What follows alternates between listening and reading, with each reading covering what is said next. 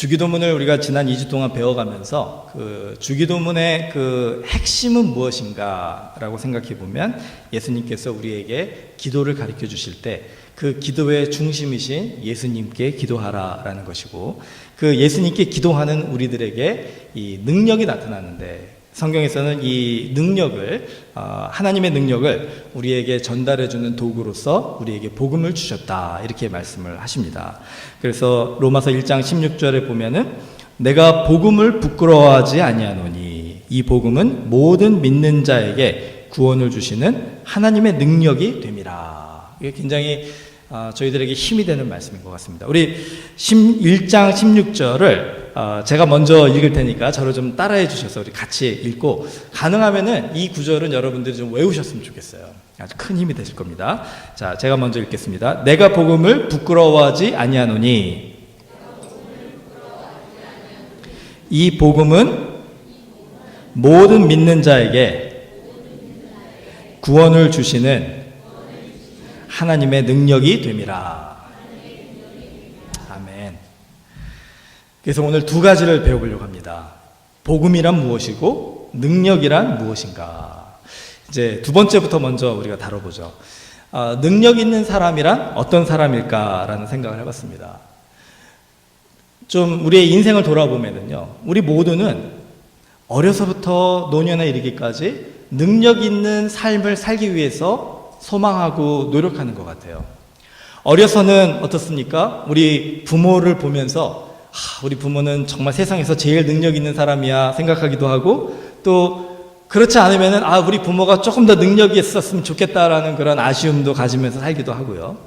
그리고 청소년이나 청년의 때는 어떻습니까? 저희 교회도 우리 청년들이 많이 있는데, 우리 청년의 때나 청소년 또 청장년의 때까지만 해도 우리는 능력 있는 사람이 되기 위해서 열심히 준비하고 정말 하루 종일 밤을 새워가면서 일을 하는 그런 그 시기가 있는 것 같습니다. 그리고서 나중에 장년이 되면 어떻게 되죠? 우리의 자녀들이 이 능력 있는 사람이 됐으면 좋겠다라는 마음으로 자녀들에게 모든 것을 다 베풀어 주기 위해 우리가 희생하지 않습니까? 그러니까 결과적으로 우리의 인생은 어린아이 때부터 노년에 이르기까지 능력 있는 사람에 집중해서 우리가 살아가고 있다는 것이에요.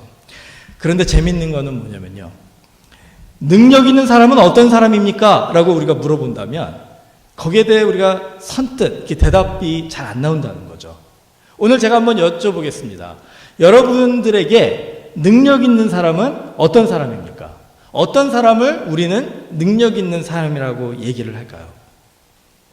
이 능력 있는 사람에 대해서 얘기를 할 때 역사적인 부분도 좀 우리가 살펴볼 필요가 있는 것 같아요. 19세기 이전에는 이 능력 있는 사람을 판단하는 기준을 무엇에 두었냐면 이 권위에 두었습니다. authority에 두었었어요. 그게 무슨 말이냐면은 내가 어느 가정에서 태어났는가, 내가 어떤 환경에서 자랐는가, 이런 것들이 나의 능력을 결정해주는 그러한 그 요소였다라는 것입니다. 예를 들어 제가 귀족의 가문에서 태어났다, 양반의 가문에서 태어났다, 그러면은 그게 나의 능력이 되는 거예요.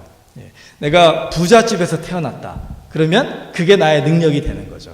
반면에 내가 천민의 집에서 태어났다라고 하면 내가 아무리 노력을 해도 나는 능력 있는 사람이 될 수 없다라는 것이 이제 그 19세기 이전에 이 세상에서의 능력 있는 사람을 판단하는 기준이었죠. 내가 가난한 집안에서 태어나면 나는 어른이 돼서도 가난할 것이라는 것이 거의 대부분 확정 지어지는 그런 시기였다라고 할 수가 있습니다.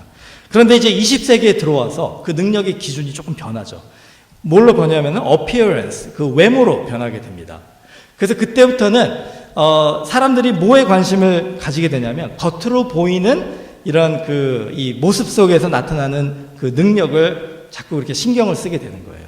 그래서 내가 어떤 위치에 있고 어떤 것을 소유하고 있고 어떤 집에 살고 있고 또 어떤 옷을 입고 있고 이런 모든 것들이 우리를 능력 있는 사람 아니면 능력이 있지 않는 사람을 판단해 주는 것이다 생각해서 우리의 관심이 이 겉모습에 집중이 되는 시기가 이제 그 20세기였다라고 할 수가 있습니다. 그래서 많이 기억하실지 모르겠지만 예전에는 직장 생활을 할 때에는 무조건 저와 같이 지금 이렇게 양복을 입고 넥타이를 매고 이래야지 제대로 된 직장인이다라고 생각을 하는 시기였다라고 할 수 있죠. 지금 한국은 아직까지도 그런 분위기가 많이 있는 것 같아요.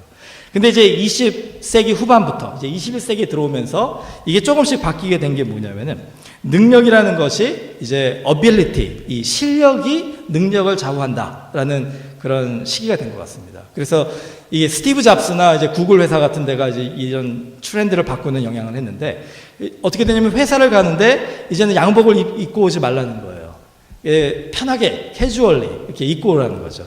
왜냐하면 겉모습이 중요한 것이 아니라 당신이 가지고 있는 실력이 중요하다라고 생각하기 때문에 겉모습은 그렇게 별로 이렇게 생각하지 않는 그런 시기가 됐다는 것이죠. 교회 올 때도 예전에는 이렇게 정장을 입고 오지 않으면 사람들이 교회 올 때 왜 저러나 이랬는데 우리 요즘 시대에 그렇지 않잖아요. 제가 전에도 한번 말씀드린 적이 있지만 제가 시카고에 윌로크릭 교회라고 한 2만 명 넘는 교회가 있습니다. 보통 한 번 예배를 드릴 때 한 5, 6천 명이 같이 이렇게 예배를 드리는 교회인데 이제 거기를 방문하기 위해서 제가 예배를 주일날 이제 간 적이 있었어요. 저는 그래도 그 당시에 전도사였으니까 이렇게 지금처럼 딱 정장을 입고 이제 예배를 들어갔는데 정말 거짓말 하나도 안 보태가지고요. 문을 탁 열고 들어갔는데 이제 찬양을 하고 있는데 분위기를 딱 보니까 제가 이렇게 살펴보는 그 예배 광경 속에서는 이 넥타이를 메고 양복을 입은 사람이 한 사람도 없는 거예요. 그 한 5천 명 중에 제 눈에 보이는 사람이 한 사람도 없는 거예요. 순간적으로 제가 당황을 했습니다. 그래서 어떻게 했을까요? 화장실에 가가지고 넥타이 풀고 양복을 벗고 이제 거기다 이렇게 걸어 놓은 다음에 이제 편안하게 예배를 드리고 이제 집에 갈 때 다시 넥타이 메고 양복 입고 갔는데 제가 왜 이 말씀을 드리냐면은 그게 어떻게 보면은 이 시대에 우리가 겉으로 보이는 모습이 아니라 우리 가지고 있는 우리의 그 마음, 우리의 실력이 더 중요하다라는 그런 시대에 살고 있다라는 것이죠. 그러니까 저희 교회도 좀 그랬으면 좋겠어요. 저는 제가 매주 예배를 인도해야 되니까 뭐 어쩔 수 없이 양복을 입는다 그러지만 여러분들은 편하신 대로 양복이 편하시면 양복을 입고 오시고 다른 캐주얼 옷이 편하시면 캐주얼리 입고 오시고 그렇게 우리가 좀 자유로운 그런 교회가 됐으면 좋겠습니다. 자, 제가 이거를 말씀드리는 이유가 있어요. 능력 있는 사람, 여러분이 생각하시는 능력 있는 사람은 이 세 가지 중에 어떤 사람입니까? 권위 있는 사람, 권위를 가지고 있는 사람이 능력 있는 사람입니까? 아니면 겉으로 보일 때 참 능력이 있어 보여 이런 사람이 능력 있는 사람입니까? 아니면 권위도 없고 겉으로 보일 때는 좀 별 볼 일 없어 보여도 참 실력을 가지고 있는 사람이 능력 있는 사람입니까? 예수님은 이 성경에서 우리에게 가르쳐 주시는 이 하나님의 능력을 말씀하실 때 이 세 가지가 다 아니다라고 얘기를 하세요. 권위도 능력이 아니고 겉으로 보이는 외모도 능력이 아니고 하다못해 우리가 가지고 있는 실력조차도 우리의 능력이 아니다라는 거예요. 그러면 도대체 이 성경이 얘기하는 이 능력은 무엇인가? 하나님의 능력은 무엇인가? 바로 오늘 로마서 1장 16절의 말씀처럼 복음이 하나님의 능력이다라는 것입니다. 우리 좀 같이 말해볼까요? 복음은 하나님의 능력입니다. 믿으십니까? 예. 그러면은 우리가 하나님 안에서 능력 있는 사람이 되고 싶으시면은 우리는 무엇을 위해서 노력을 해야 될까요? 권위를 가지기 위해서 노력해야 될까요? 겉의 모습에 치장하는 정말 내가 아닌 나의 모습을 더 멋있게 보이려고 노력하는 것에 우리가 온 힘을 쏟아야 될까요? 아니면 정말 남한테 무시당하지 않으려고 내 실력을 쌓는 일에 내가 노력해야 될까요? 물론 그것들이 있어야지 이 세상에서 편안하게 살긴 합니다. 하지만 그것들은 잠시 있다가 없어지는 것이고 정말 영원한 것은 무엇이냐면 바로 이 진정한 하나님의 능력인 복음을 내 마음에 가지고 그 복음에 따라서 살아가려고 노력하는 것. 그런 사람이 이 세상에서 가장 능력 있는 사람이다라는 것이에요. 자, 그러면 이제 두 번째 질문을 해봐야 되겠죠. 그럼 복음이란 무엇입니까? 자, 오늘 이 로마서 1장 16절에 복음을 두 가지로 설명을 해줍니다. 첫 번째는 복음은 모든 사람이 구원을 받을 수 있다라고 선포해 주는 것이다라는 거예요. 복음을 아는 사람들은 이 세상에 모든 사람이 하나님의 구원을 받을 자격이 있음을 아는 사람들이라는 거예요. 그래서 바울은 얘기하죠. 유대인이나 헬라인이나 이 복음은 모든 사람들에게 적용이 된다. 여러분, 이 세상에는요, 구원받지 못할 사람은 없습니다. 여러분이 아무리 뛰어난 사람이나 아니면 아무리 형편없는 사람이나 정말 선한 사람이나 악한 사람이나 그것에 관계없이 하나님께서 창조해 주신 우리 모든 인간들은 하나님께서 구원하시기로 작정하신 사람들이라는 거예요. 그러니까 다른 사람들을 판단하면 안 되는 거예요. 다른 사람들을 무시하거나 정죄하면 안 되는 겁니다. 우리 눈에 볼 때 저 사람은 도저히 구원받을 자격이 없어, 이렇게 얘기하는 거는 하나님 앞에 우리가 죄를 짓는다는 거예요. 왜냐하면 하나님은 복음을 통해서 모든 사람이 구원을 받을 수 있다라고 선포하셨기 때문에 그렇습니다. 자, 두 번째, 복음은 믿는 사람이 구원을 받을 수 있음을 가르쳐 주는 것이다. 어떤 사람이 구원을 받느냐에 대한 논쟁이 이 바울이 이 로마서를 썼을 때 있었습니다. 그 당시에 사람들은 어떻게 얘기했냐면 두 가지로 얘기를 했어요. 첫째, 유대인이 구원을 받을 수 있다. 이방인들은, 우리 같은 이방인들, 유대인이 아닌 사람들은 구원을 받을 수 없다, 이렇게 얘기했고, 두 번째로 율법을 잘 지키는 사람들만이 구원을 받을 수 있고 율법을 제대로 지키지 못하는 사람은 구원을 받을 수 없다, 이렇게 그 당시에 주장을 했습니다. 바울은 여기에서 이 두 가지를 다 거슬러 올라가는 거예요. 반대하는 거예요. 하나님이 우리에게 가르쳐 주신 복음에는 유대인만이 구원받는 것이 아니라 모든 사람이 구원을 받을 수 있고, 율법을 잘 지키는 사람이 구원을 받는 게 아니라 예수 그리스도를 믿는 사람이 구원을 받는 것이다, 이렇게 얘기하신다는 거예요. 자, 여러분이 정말로 복음을 마음속에 우리가 받아들이기를 원하신다면 이 두 가지가 전제가 돼야 돼요.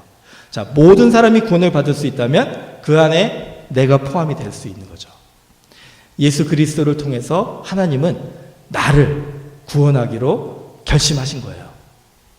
여러분, 구원 받으셨다라고 확신을 가지신 분들이 대부분이시겠지만, 또 신앙생활을 제가 하다가 보면은요, 교회를 열심히 출석하시는데 정말 평생을 교회를 다니셨는데도 구원 받으셨습니까? 물어보면은 마음속에 막 갈등하시는 분이 계세요. 대답을 못 하시는 분이 계세요. 내가 정말로 구원을 받았는가? 내가 하나님 앞에 섰을 때 하나님이 나의 아버지이시기 때문에 담대하게 하나님하고 하나님께 뛰어가서 하나님 품에 안길 수가 있을까 하는 부분에 대해서 자신감이 없으신 분들이 있으세요. 여러분, 오늘 이 부분에 대해서 더 이상 의심하지 않으셨으면 좋겠습니다. 로마서 1장 16절을 붙드세요. 그거를 암송하시고, 사단이 우리를 유혹해서 우리로 하여금 자꾸 의심하게 하면은, 복음은 모든 믿는 자에게 구원을 주시는 하나님의 능력이기 때문에 내가 예수 그리스도를 믿었을 때 나도 구원받을 수 있다는 확신을 가지시면 되는 거예요. 또 이 믿음에 대해서 얘기를 할 때, 여러분, 어떤 경우에는 믿음을 우리가 이 바리새인들처럼 내가 무엇을 잘하고 못하고 지키고 안 지키고 이거에 기준하는 경우가 있는데, 믿음은 그런 것이 아니라는 거예요. 자, 한 번 더 저를 좀 따라주세요. 복음은 모든 믿는 자에게 구원을 주시는 하나님의 능력이 됨이라. 이제는 좀 외우시면 좋겠어요. 자, 그렇다면은 이제 이 복음을 믿는 사람들에게는 어떤 일이 일어나는가? 우리가 이 능력의 부분을 좀 얘기했으면 좋겠습니다. 아까 제가 그랬잖아요. 권위도 능력이 아니고, 외모, 이 겉모습도 능력이 아니고, 하다못해 우리의 실력도 능력이 아니라면 우리의 삶 속에서 이 복음을 영접한 우리들에게 나타나는 능력은 무엇이냐? 네 가지로 볼 수가 있어요. 이 능력이 어떤 것인가를 알 수 있기 위해서는 우리가 요한복음 20장 19절에서 23절을 같이 보면은 큰 도움이 됩니다. 제가 읽어드릴게요. 이날 곧 안식 후 첫날 저녁 때에 제자들이 유대인들을 두려워하여 모인 곳에 문들을 닫았더니 예수께서 오사 가운데 서서 이르시되 너희에게 평강이 있을지어다. 이 말씀을 하시고 손과 옆구리를 보이시니 제자들이 주를 보고 기뻐하더라. 예수께서 또 이르시되 너희에게 평강이 있을지어다. 아버지께서 나를 보내신 것 같이 나도 너희를 보내노라. 이 말씀을 하시고 그들을 향하사 숨을 내쉬며 이르시되 성령을 받으라. 너희가 누구의 죄든지 사하면 사하여질 것이요 누구의 죄든지 그대로 두면 그대로 있으리라 하시니라. 아멘. 예수님께서 12제자를 부르시고 그들과 3년 동안 같이 사시면서 가르치시면서 그들에게 예수님의 복음과 하나님의 나라를 가르쳐 주셨습니다. 이 12제자들은 마음속에 이제 예수님이 이 이스라엘의 하나님의 나라를 만들 것이고 우리는 예수님과 함께 정말 이 세상에서 능력 있는 사람들이 될 것이다라고 생각했을 거예요.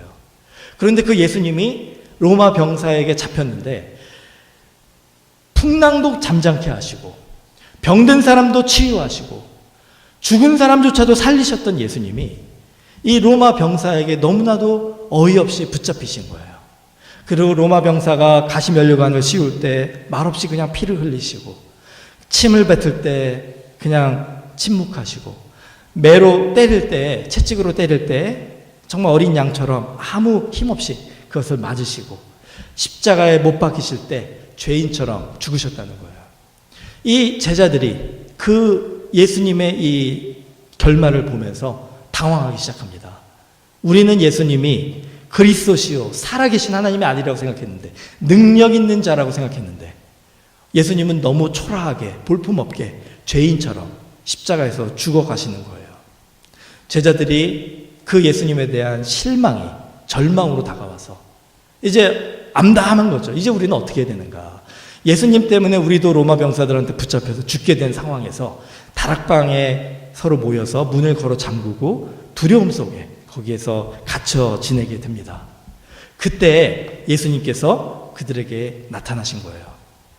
예수님이 십자가에서 죽으신 줄 알았는데 다시 사셔서 부활하셔서 그 제자들에게 나타나셔서 그 제자들에게 이렇게 얘기를 해주실 때 제자들의 마음속에 예수님을 만난 후에 이 변화되는 삶을 경험하게 됩니다. 여러분, 복음은요, 이 예수 그리스도를 만나는 우리들의 경험이 바로 복음이라는 거예요. 예수 그리스도를 만났을 때, 여러분 기억하십니까? 예수님을 처음 믿게 되셨을 때 그 기쁨 기억하십니까?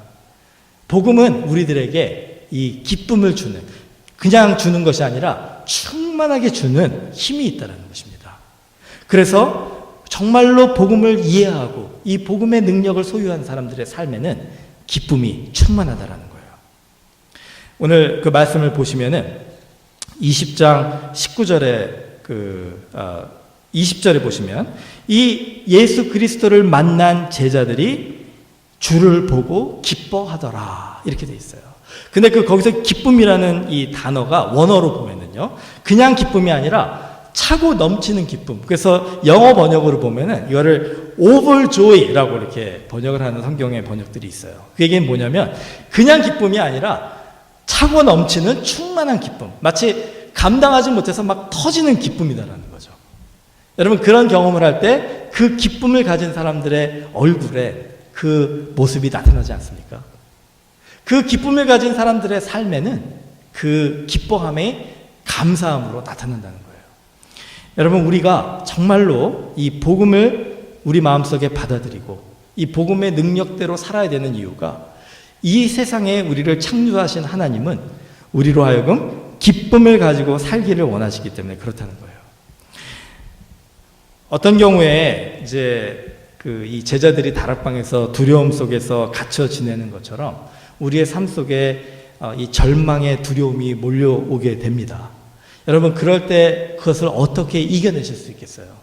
내가 삶 속에 여러 가지 일들 때문에 낙심되고 좌절되고 마음에 어두움이 가득할 때, 정말 이 미국에 사는 사람들 이 스트레스, 이 디프레션 많이 있잖아요. 외로울 때, 고독할 때, 정말 이 마음의 기쁨을 자꾸 뺏어가는 이 삶의 경험들 속에서 여러분 어떻게 하시겠습니까? 그때 우리가 붙잡아야 되는 것이 무엇이냐면 복음을 통해 주시는 하나님의 능력이라는 거예요. 예수 그리스도를 통해서 우리에게 주시는 이 넘치는 기쁨. 이 제자들이 예수님을 만났을 때, 부활하신 예수님을 만났을 때 그가 넘치는 기쁨으로 충만했던 것처럼 우리가 다시 예수님을 붙잡으려고 노력하면 이 사망의 음침한 골짜기라도 그 속에서 우리를 기쁘게 해주실 수 있다는 것입니다. 자, 두 번째로 복음의 능력은 무엇인가? 이 예수님을 만난 제자들에게 예수님이 뭘 얘기하시죠? 너희에게 평강이 있을지어다. 복음은 우리에게 평안을 줍니다. 아까 기쁨을 얘기했잖아요. 기쁨을 가졌다 그래서 평안이 있는 건 아니에요. 기쁨이 잠시 있다가 또 두려움이 생길 수도 있습니다. 두려움을 궁극적으로 이기게 해주는 방법은 무엇이냐면 바로 내 안에 평안을 가지게 되는 것입니다. 그 말씀을 다시 한번 보시면은 예수님께서 21절에 너에게 평강이 있을지어다 얘기하셨는데 그것만이 아니에요. 19절에 보시면 또 너에게 평강이 있을지어다 라고 두 번 이렇게 강조를 하십니다. 그리고 22절에 그들을 향해서 숨을 내쉬며 이르시되 성령을 받으라. 여러분 축복에 대해서 얘기를 할 때요. 저는 이렇게 생각합니다. 우리 기독교인들은 축복을 받으며 살아야 돼요. 여러분들에게 하나님의 크신 축복이 임하시기를 축복합니다. 예, 아멘. 축복받는 삶은요, 아름다운 삶이에요. 이게 기복신앙이 아닙니다. 우리는 하나님의 복을 사모하면서 살아야 돼요. 그런데 아까 제가 능력을 얘기한 것처럼 축복은 무엇인가도 질문해 볼 필요가 있다는 거예요. 만약에 제가 여러분들에게 선택의 기회를 드립니다. 하나님께서 오늘 여러분에게 나타나셔가지고 선택을 하게 하시는 거예요. 자, 너에게 엄청난 부자가 될 수 있는 기회와 마음속에 정말 이 세상에 그 어느 것도 흔들 수 없는 평안을 가질 수 있는 기회를 둘 중에 하나를 너에게 주고 싶다. 그러면 여러분 그 중에 어떤 걸 선택하시겠어요? 엄청난 부자가 될 수 있는 이 선택과 세상에 그 어느 누구와도 비교할 수 없는 마음의 평강을 가질 수 있는 선택이 있다면 여러분 둘 중에 어느 걸 선택하시겠습니까? 부자가 돼서 평안하게 살면 얼마나 좋을까요? 그렇지만 만약에 둘 중에 하나라고 한다면은 이거 고민되지 않겠어요? 자, 이 상황을 한번 생각해 보세요. 또 제가 한 번 말씀드릴게요. 여러분들에게 이 세상의 그 어느 누구보다도 건강할 수 있는 건강과 평강을 하나님께서 선택하라 하신다면 여러분 어느 걸 선택하시겠습니까? 건강을 선택하시겠습니까? 아니면 조금 아파도 평안함을, 예수님이 주시는 그 평안함을 선택하시겠습니까? 가만히 생각해 보면요, 우리가 추구하는 그 축복에 궁극적으로 우리가 원하는 것이 무엇일까를 생각해 보면 돈도 아니고 건강도 아니고 승진도 아니고 성공도 아니라는 거예요.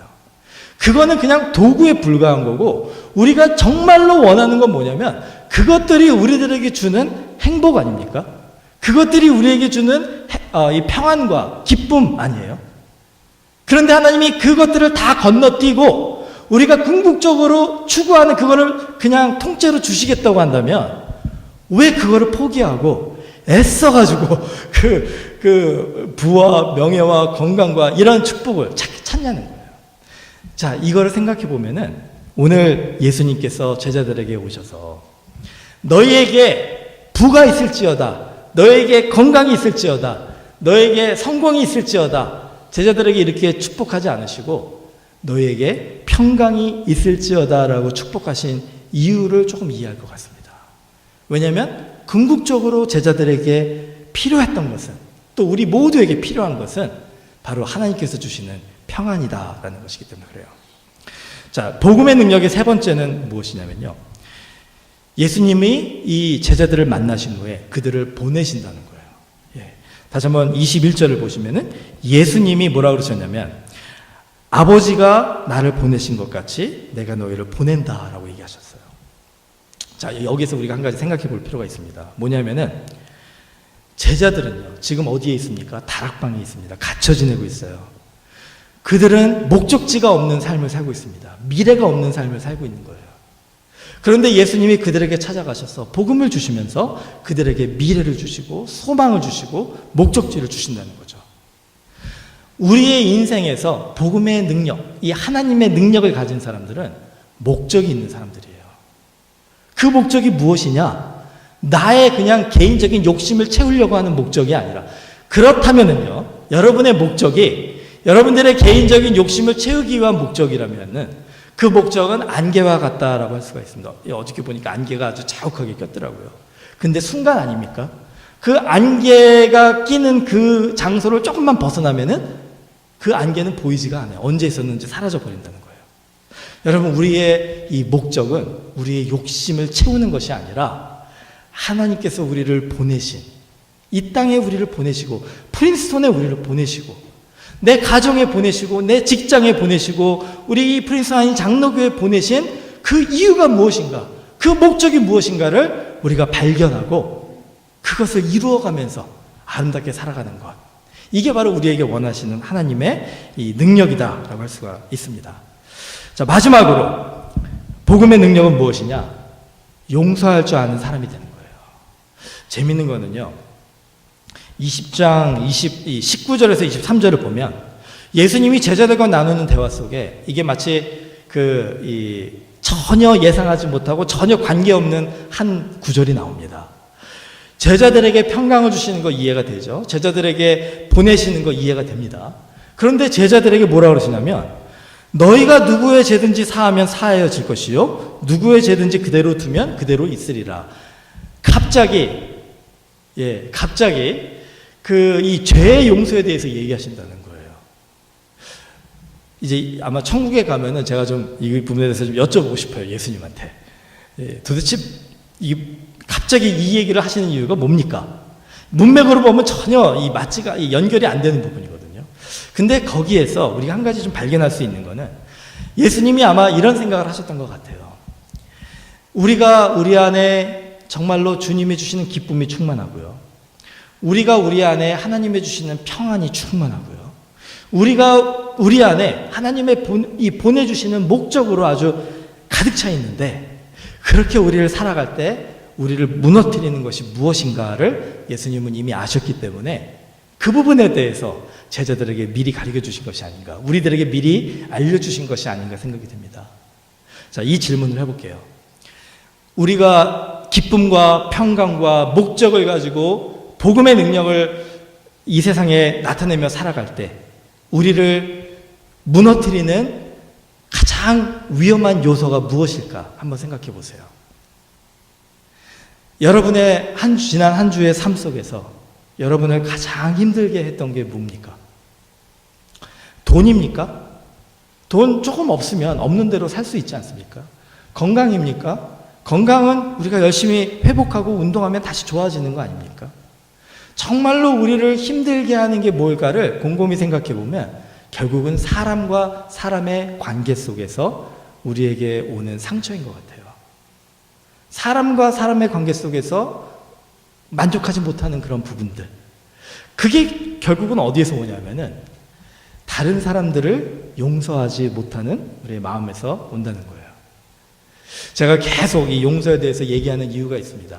2018년에 우리 프린스턴 한인 장로교회 모든 성도들은요, 이 복음의 능력은 용서하는 사람이 되는 것임을 다 우리가 깨닫고 좀 여유롭게 너그럽게 사람들을 용서하는 사람이 됐으면 좋겠어요. 한번 상상해 보셨으면 좋겠어요. 여러분의 마음속에 그 어느 누구도 미워하는 사람이 없다라고 한다면, 그 어느 누구도 섭섭한 사람이 없고 그 어느 누구도 용서 못하는 사람이 없다라고 한다면 여러분의 마음이 어떨까요? 저는 그 마음을 상상해 보면은 바로 기쁨과 평안과 감사와 목적이 충만한 삶이 아닐까 생각이 듭니다. 결과적으로는 용서하는 것을 예수님이 가르쳐 주신 가장 좋은 예가 십자가라는 거죠. 예수님이 십자가에서 왜 죽으셨죠? 우리를 용서해 주시기 위해 죽지 않으셨습니까? 여러분이 정말로 예수님을 믿는 이 복음을 마음에 받아들이시고자 하신다면 예수님이 우리를 용서해 주신 것처럼 우리도 다른 사람들을 용서해 주는 것이 중요하다라는 것입니다. 물론 지금은 그런 마음을 안 가지고 계실 수도 있어요. 그러니까 용서해 줄 사람이 마음속에 없고 다 용서했습니다라고 얘기하실 수도 있습니다. 그렇지만 제가 말씀드리는 거는 이제 오늘부터 한 주를 살아가시면서 또 앞으로 2018년을 살아가시면서 여러분의 마음속에 삶 속에서 부딪히고 또 경험하고 그렇게 사람들과 관계를 맺어가시다가 여러분의 마음을 힘들게 하는 사람들이 있을 때 이 말씀을 기억하시면 좋겠어요. 복음은 모든 믿는 자들에게 주신 하나님의 능력인데 이 복음을 마음속에 소유한 사람들은 다른 사람들을 용서하는 사람이 되는 것이다. 자, 그렇다면은 이제 오늘 우리들에게 이 복음을 가진 사람으로서 하나님께서 우리들을 구원해 주시고 또 우리가 정말 주님 은혜 가운데 2018년을 성공하며 주님의 능력 가운데 살아갈 수 있게 해주시리라 믿습니다.